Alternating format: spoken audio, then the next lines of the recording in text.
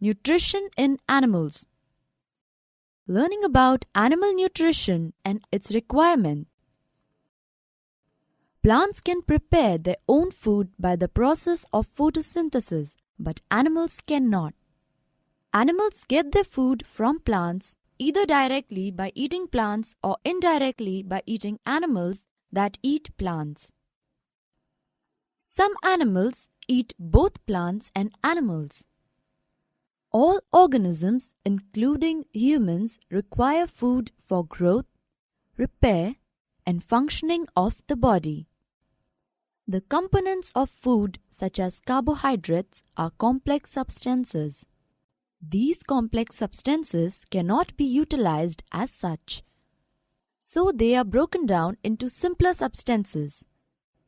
The breakdown of complex components of food into simpler substances is called digestion. Different ways of taking food.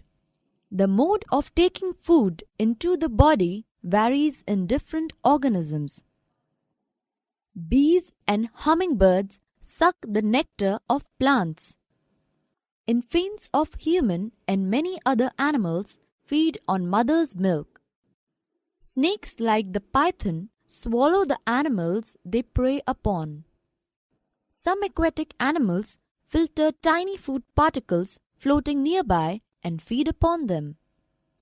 Amazing fact!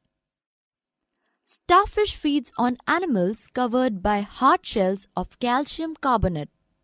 After opening the shell, the starfish pops out its stomach through its mouth to eat the soft animal inside the shell.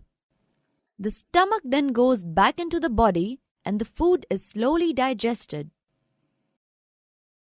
Digestion in humans. We take in food through the mouth, digest, and utilize it.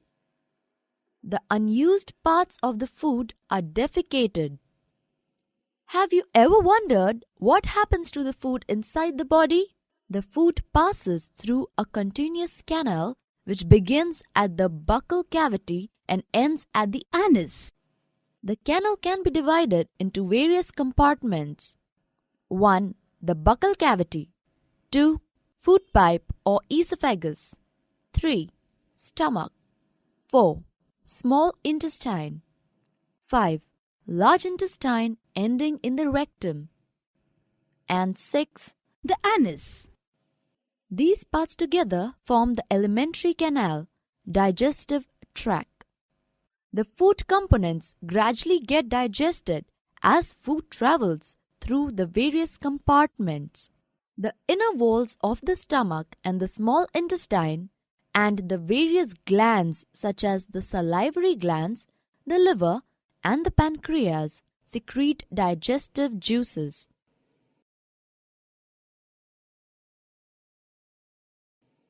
The digestive juices convert complex substances of food into simpler ones.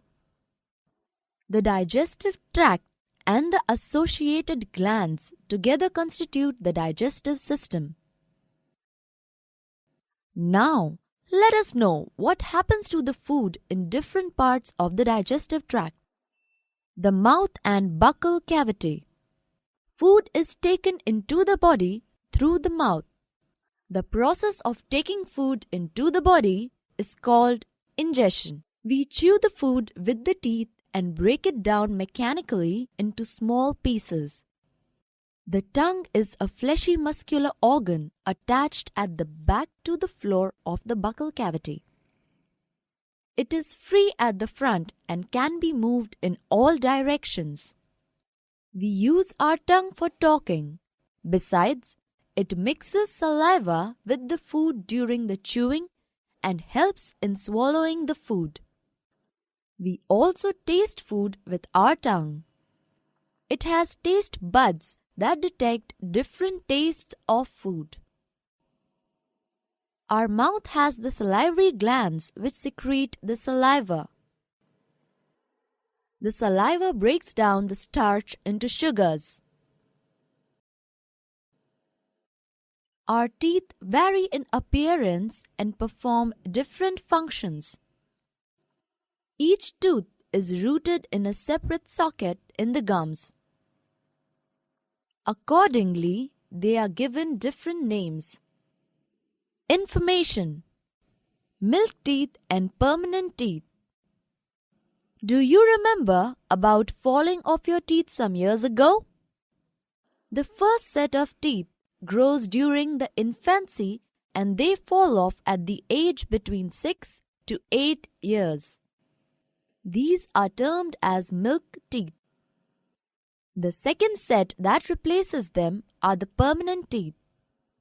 The permanent teeth may last throughout the life or fall off during old age. Sweets and tooth decay.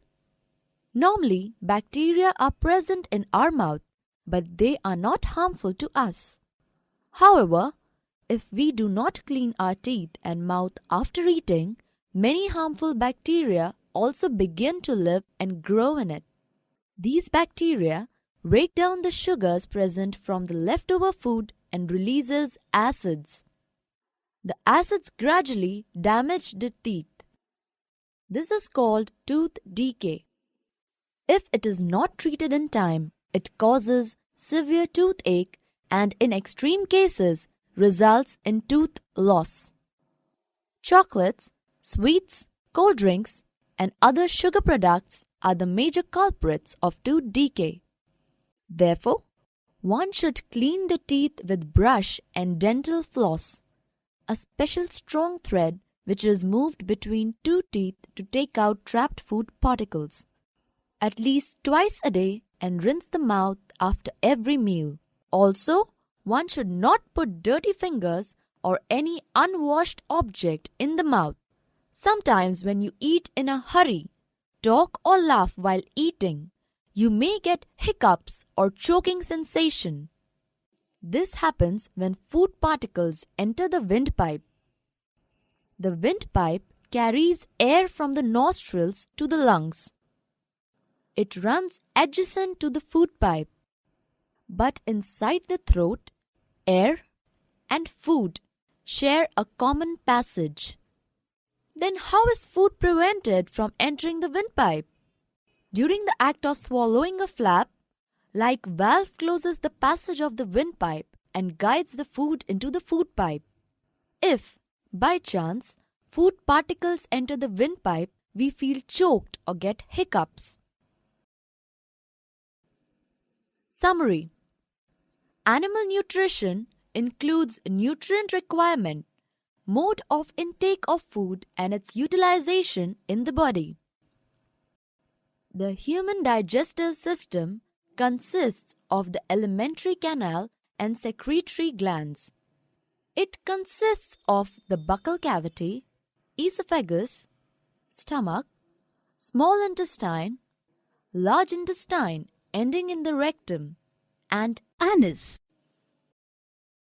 The main digestive glands which secrete digestive juices are the salivary glands, the liver, and the pancreas.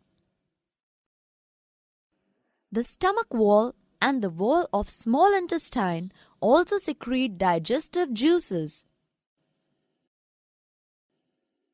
Digestion is a complex process involving ingestion, digestion, absorption, assimilation, and egestion. Digestion of carbohydrates like starch begins in the buccal cavity. That's all in this topic, students. Enjoy learning.